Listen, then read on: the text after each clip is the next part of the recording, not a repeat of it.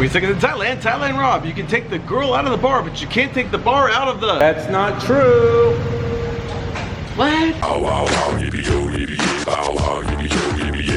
20 seconds in Thailand, Thailand Rob. How's it going? I found a little place I can have a beer and sit outside and talk to you. So you guys know the story all about if you can take a girl out of the bar, but you can't take a bar out of a girl. Well, I'm here to tell you a story that disagrees with that 100%. This road is so quiet today.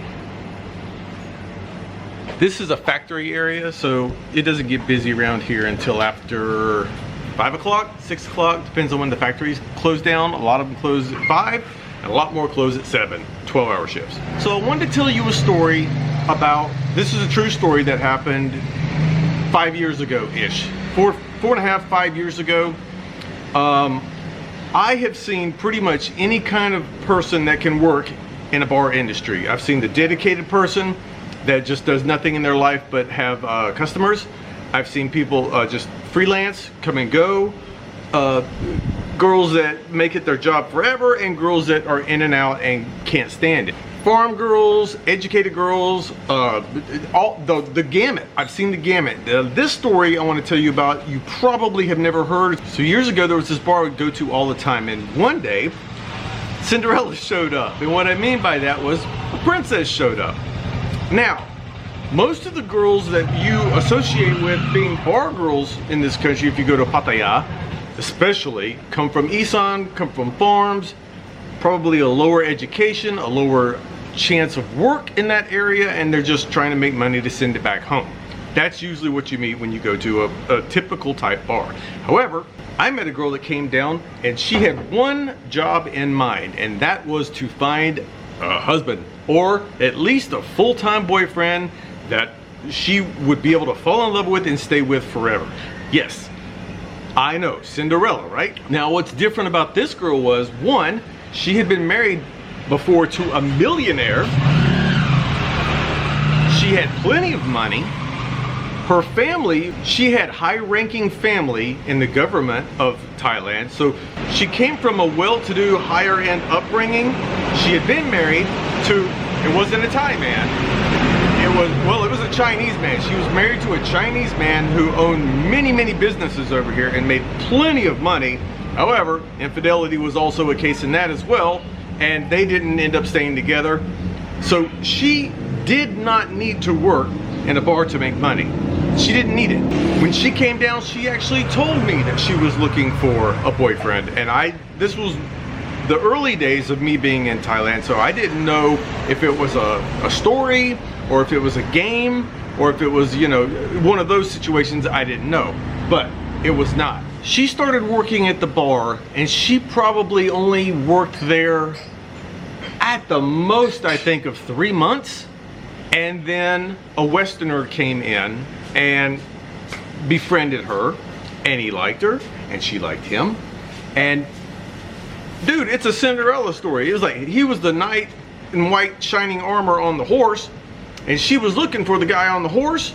And so when they met, it was like, okay, so they went out a couple of times, you know, and then it turned from like a one-night bar find to a 2-night bar find, then a week bar find. And then finally it was like, no, she doesn't need to work at the bar anymore. So she leaves the bar, and he has to go back home temporarily, but she goes back to her home, which happens to be in Isan, but not a farm part of Isan. It was like a home in a very upscale part of Isan. I know, right? And she proceeds to wait for him to come back, because he had only come over here for a holiday. He didn't come over here prepared to fall in love with a full-time girlfriend, fiance / could-be wife. He didn't, but it happened. So he came to Thailand looking to get away from all of the hubbub of his country and all the zigga and have a good time in Thailand. And she came down from Isan, from the high end of rich lifestyle, to find a farang, because in Isan there's not a whole lot of farangs, kind of like where I'm at right now. But he went back home temporarily. He kept in contact with her, of course.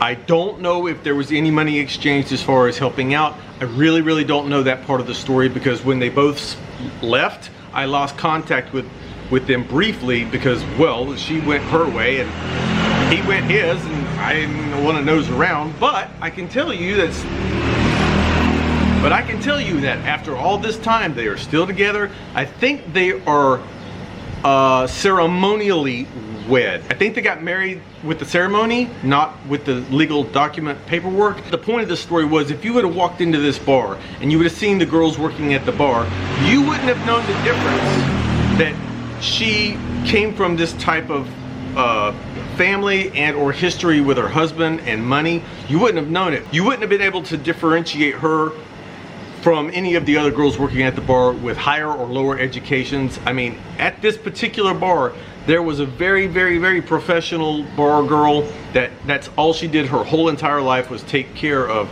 the entire family by working, never giving time to a husband or a boyfriend. You had other girls that were in there and literally just looking for husbands and boyfriends. And then you had girls just that were there for a couple of weeks until they moved on to something different. Those of you that go to the bars in Thailand, you know you'll see these three types of girls. The ones that are looking to get out, the ones that are just there for fun and money, and the ones that are just career-based, and they're just career-based. This particular bar that I'm speaking of did not run a shady operation at all and did not have any shady girls on their staff. I know this for a fact because I knew all the girls, I knew the owner, and she didn't tolerate it.